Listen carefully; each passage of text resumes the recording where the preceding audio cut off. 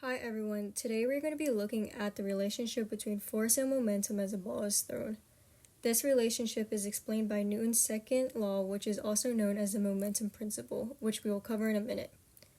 First, I recorded a video of the motion I wanted to study, which is in the next slide. Then I used Tracker to extract the data on position, which I then used to find velocity, momentum, and net force. Next, I created a computational model that allowed me to change the net force acting on the ball to better understand the ball's motion. Here's a video that I used. Newton's second law describes the relationship between the net force and momentum of a system. Linear momentum equals mass times velocity.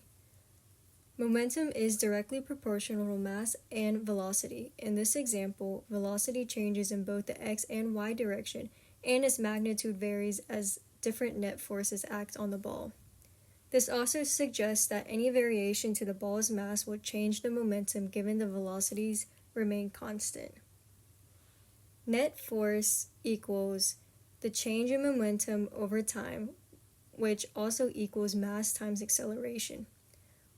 While force of gravity is easy to determine, air resistance is not.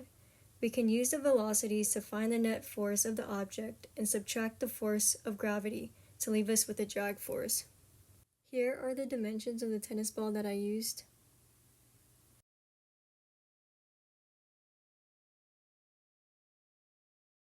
Here are the x and y positions of the ball gathered by the Tracker software. Using the Tracker dataset, I found velocity, momentum, and net force using the equations on the next slide. Using momentum, I found net force. These are the two forces that we will be studying.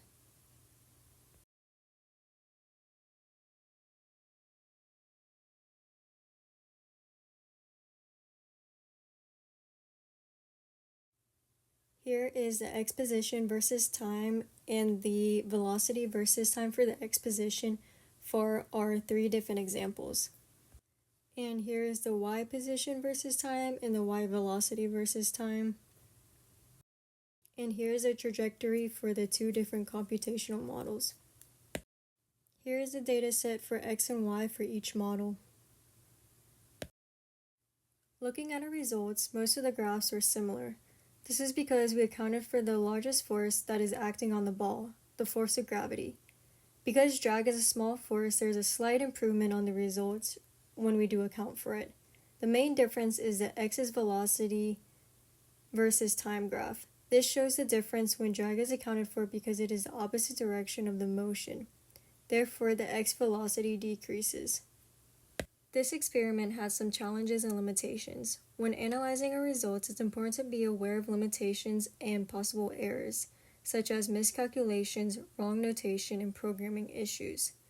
Some of the challenges I faced were setting up the camera in the best way to capture the movement and the angles that influence the data points. To analyze the motion of the tennis ball, we used Tracker and GlowScript to collect data and to produce a computational model. The computational model allows for the forces to be manipulated so that we can see how changes in force affect the ball's trajectory. As more forces are accounted for, the trajectory was more accurate to the actual. The net force was determined using the change in velocity, which was derived from the position table and formulas that describe the momentum principle. Overall, the results between the two methods were similar due to the small size and mass of the tennis ball. However, air resistance allowed for the change in the x velocity to be determined. This experiment could change depending on the ball's mass and size, which opens up discussion on how force, mass, and velocity are related.